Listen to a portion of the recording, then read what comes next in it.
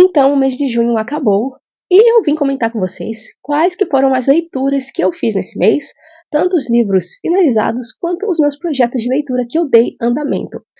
E sim, a minha voz ela tá rouca, eu estou doente, mas cá estou eu gravando para vocês.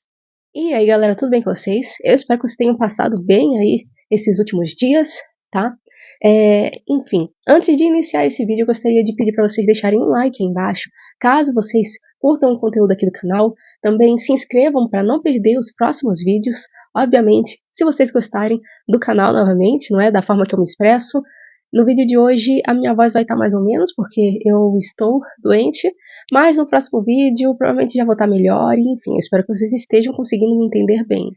Enfim, nesse mês de junho eu consegui ler 3 livros e dei andamento nos meus 2 projetos de leitura. Nós vamos começar aqui falando sobre os livros. 2 desses livros eu peguei da biblioteca da minha faculdade, logo eu não tenho eles aqui de forma física para mostrar para vocês, mas eu vou estar deixando a capinha deles em algum lugar aqui da tela, tá? E o primeiro livro que eu li nesse mês foi Morte no Nilo, da Agatha Christie. Segundo livro da Agatha Christie que eu li esse ano, e também adorei. Para mim ainda não bateu o primeiro, que se eu não me engano foi Assassinato no Expresso do Oriente, mas esse livro aqui também é muito bom, e assim, estou me tornando uma fã de Agatha Christie, e mais pra frente pretendo pegar mais livros dela. Aqui nesse livro, a gente vai seguir em mais uma história em que aparece o Poirot, que é o detetive de uma parte das histórias dessa autora. E sim, gente, eu falo Poirot, eu sei que é francês, eu não falo nada de francês, só oui, merci beaucoup. Então, assim, já vi gente falando Poirot, já vi gente falando Poirot, eu não sei, tá? Eu vou falar da forma que eu leio, né, que é Poirot, então vocês relevem e corrijam aí na mente de vocês toda vez que eu falar o nome dele errado, tá? Que eu não sei como que fala. Mas, enfim, a gente vai seguir aqui nessa história numa viagem no Nilo. Aqui tem um casal que é um pouco polêmico, que é composto por uma jovem muito popular e muito rica lá na Inglaterra. Ela é americana, mas ela vive na Inglaterra, que eu até esqueci o nome dela, pra falar a verdade, porque costumam chamar ela tanto de senhorita isso, ou senhora aquilo, pelo sobrenome, não é? Mas enfim, ela é muito rica, ela tem 20 anos e é herdeira de uma fortuna, sozinha no mundo, porque os pais já faleceram, e enfim, tá acostumada a ter tudo que ela quer, sabe? E ela tem uma melhor amiga que é britânica e, enfim, elas são de fato amigas, e porém essa moça é um pouco mais pobre e ela está noiva. Porém, quando a jovem Ridgway, que é essa ricaça, ela conhece o noivo da amiga, ela meio que fisga ele pra ela. E daí eles se casam, muito rapidamente, inclusive. Enfim, e daí eles vão lá pra lua de mel deles, no Nilo, e essa jovem que foi trocada e traída, tanto pelo noivo quanto pela melhor amiga, ela começa a seguir eles e ameaçar eles, e enfim. E aí nessa viagem, eles vão se encontrar, obviamente, com o Poirot e uma série de outros personagens, e aí no meio dessa viagem vai acontecer um assassinato.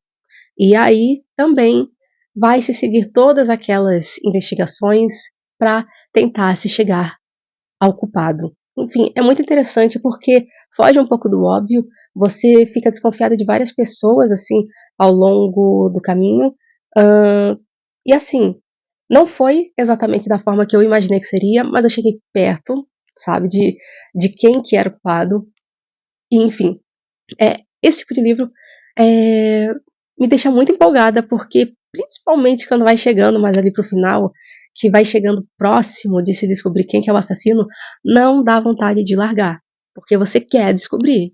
E, enfim, tipo de livro empolgante, bacana e que eu gostei. Até porque não aconteceu apenas um assassinato, e que acontece algumas outras coisas assim também. Então, gosto dessas histórias assim que tem um temperinho.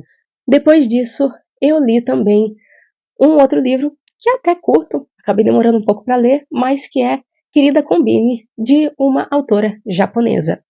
Aqui a gente vai acompanhar uma mulher que já tem 36 anos e que a vida toda dela ela foi muito esquisita, não se encaixava muito bem ali nas exigências das normas sociais, a forma de pensar e de agir dela sempre foi muito diferente, Hã, não é querendo diagnosticar ninguém, porém, pra mim, ela parece muito com uma pessoa autista, só que ela não tem um diagnóstico formal, até porque ela só foi no médico uma vez com a mãe dela, quando ela era criança, pra ver por que ela era tão diferente, mas enfim. Eh, ela não consegue se adequar muito bem socialmente e costuma imitar, o jeito das pessoas ao redor dela, sabe, das pessoas com quem ela convive. E desde os 18 anos, ela entrou como uma funcionária temporária em uma Combini, que é uma, eh, mercearia que tem lá no Japão, né. Seria tipo uma lojinha de conveniências, é uma loja de conveniências e boa parte delas funciona 24 horas por dia, tá. E ela começou a trabalhar nessa Combini com 18 anos, e agora aos 36 anos ela continua trabalhando como funcionária temporária que recebe por hora, dessa mesma Combini. Então, enfim, as pessoas ao redor dela estranham muito, porque que ela tem essa idade e nunca se casou, 2 que ela nunca arrumou um emprego de verdade, nunca assinou uma carteira nem nada, e 3 que ela continua nesse emprego que muitas vezes é associado, a um jovem que ainda está fazendo faculdade, só quer tirar uma renda extra, ou sei lá, alguém, uma dona de casa que precisa ajudar um pouco com as despesas de casa, sabe, não uma pessoa normal e bem-sucedida, sabe. Porém ela adora trabalhar lá, porque é o lugar que ela mais se sente confortável e onde ela não se sente estranha, sabe, não se sente meio que uma pária da sociedade. E, enfim, aqui a gente vai acompanhar um pouco do dia a dia dela, acontece ali algumas coisas. E assim, eu dei 3,5 pra essa leitura, é um livro bacana, porém o finalzinho dele, assim, sei lá, os japoneses eles têm, assim, um dom de botar umas coisas meio estranhas, e por mais que eu, respeite as diferenças, às vezes não funciona tanto pra mim, tá.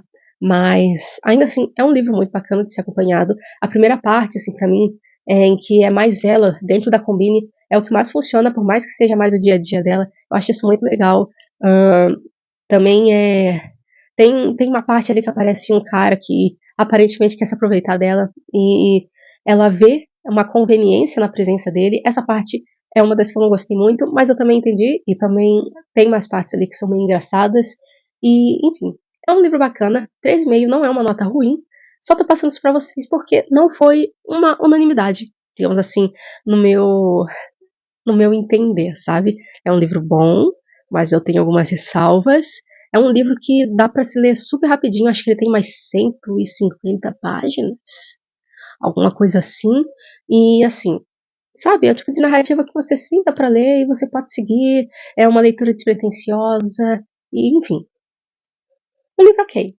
Depois eu li o livro, no caso o mangá, que provavelmente é o responsável por eu estar do jeito que eu estou, que eu não acho que seja uma gripe, mas sim uma reação alérgica, tá, por conta de poeira, que é Kuroshitsuji volume 29, tá.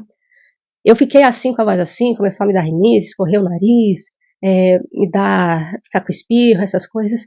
Depois que eu fui pegar esse mangá pra ler aqui numa noite e eu senti um cheiro forte de poeira e daí degringolou tudo o que tinha pra degringolar, não é, nessa doença.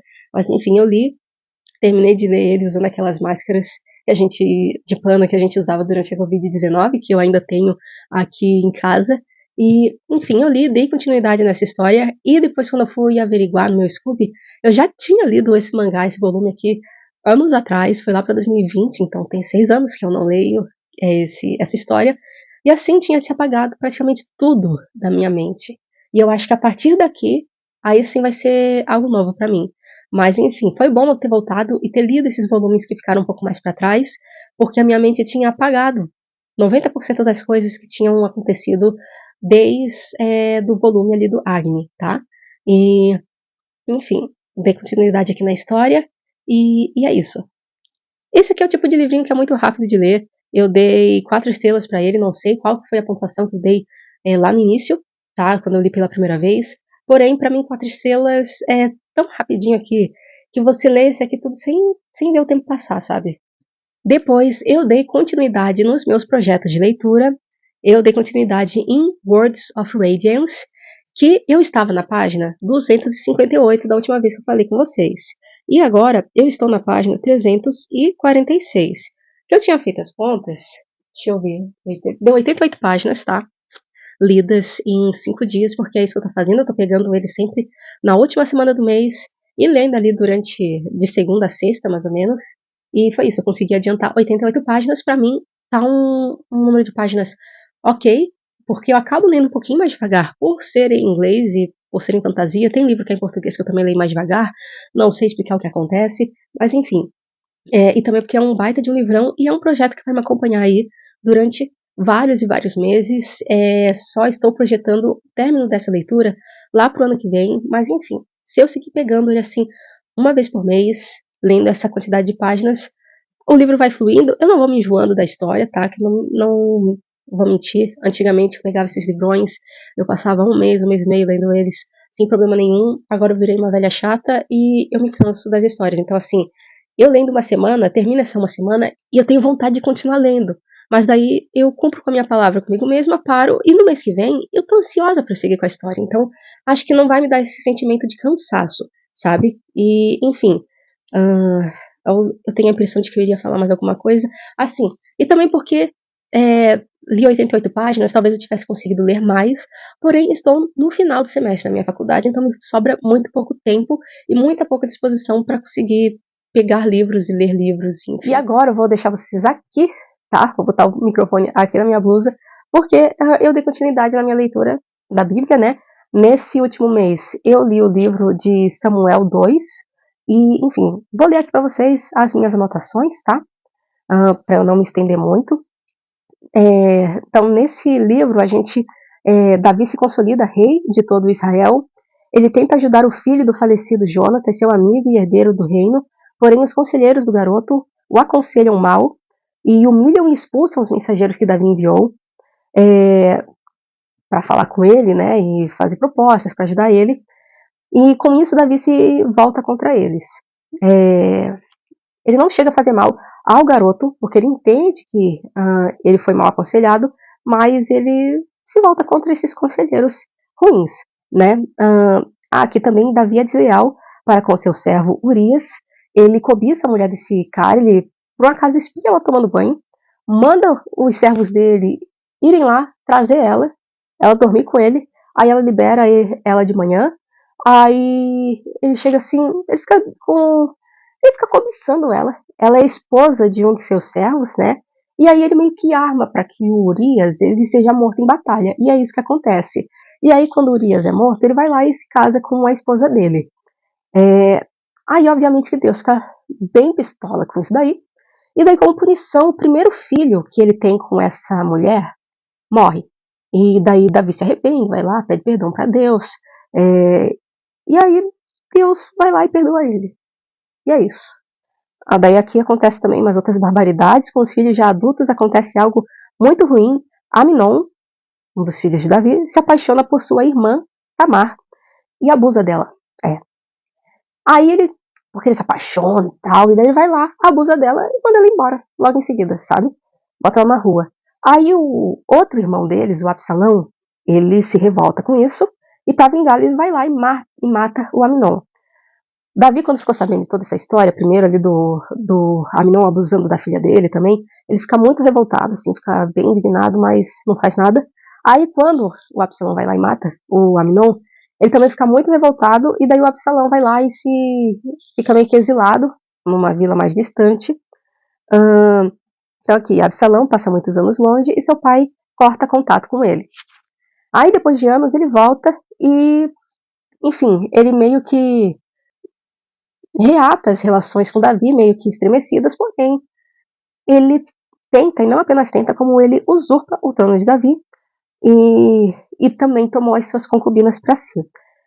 Depois de um tempo, Davi ele consegue recuperar seu trono, seu filho é morto, e ele sofre bastante com isso. Davi, apesar de ser um pai meio relapso, no meu ponto de vista, visto que um dos filhos dele abusou da irmã dele, que também é filha dele, e ele não faz nada, nem de ficar revoltado, ele é meio relapso, né? Enfim.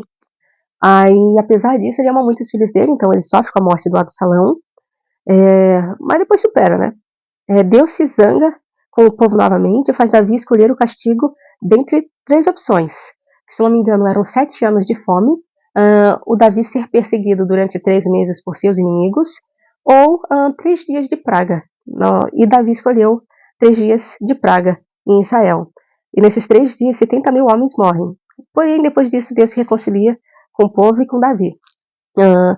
Um detalhe interessante aqui é que eles não contam as mulheres nessa contabilização, então foram 70 mil homens mortos pela praga, mas não se tem noção de quantas mulheres que podem ter morrido também. Então, muita gente morreu, querendo ou não, por um ato de egoísmo de Davi, né?